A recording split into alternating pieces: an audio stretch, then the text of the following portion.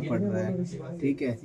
तो कई बार क्या होता है ना, हर बारी निकालते हैं हर बारी डालते हैं तो बायोस चिप क्या हो जाता है, ख़राब हो जाता है, ये डैमेज होने की वो रहता है, रिस्क होता है।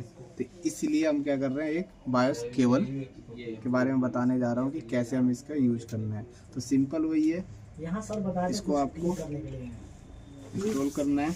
यहाँ पे लिखा हुआ इंडिकेट दे रखा है पिन नंबर 1, इसमें पिन नंबर 1 इस साइड है,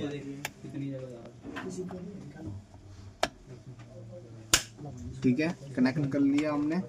कनेक्ट करने के बाद बाय प्रोग्रामर को कनेक्ट कर लो आप लैपटॉप से, और फिर उसके बाद अपना सॉफ्टवेयर चला लो, जो सा प्रोग्रामर है।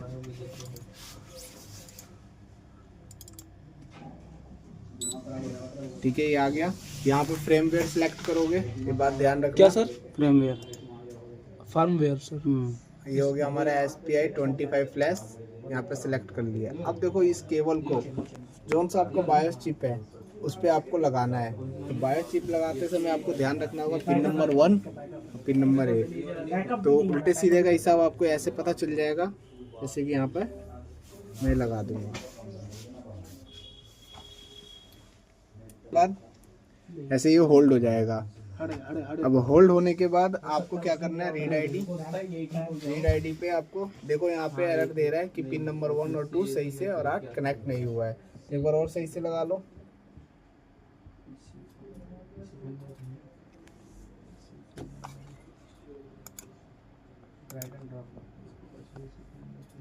आ गया, यहाँ पे हमारा बायोस चिप सिलेक्ट कर लिया।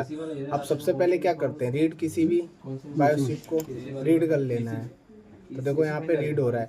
कहने का मतलब क्या है कि विदाउट सोल्ड डिसोल्ड किए हमने बायोस चिप को प्रोग्राम कर लिया।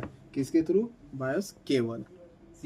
तो आप लोगों को इसलिए बता रहा हूँ कि आप लोगों को अभी थोड़ा इनिशियल स्टेज में हो, क्या पता बायोस निकाल लो, प्रोग्राम भी कर लोगे, बट क्या है कि 1 से 2 बार करना पड़ेगा। तो उस टाइम आप लोग बायोस चिप को ज़्यादा हीट के कारण या फिर वैसे ख़राब कर सकते हो। तो सिंपल है, ऐसे करोगे 1 टाइम में या 2nd टाइम में आपका काम बन जाएगा, बायोस चिप को निकाले, ठीक है। तो यहाँ पे आपको सेव कर लो। सेव मैं कर लेता हूँ डेस्कटॉप पे ये कर लिया।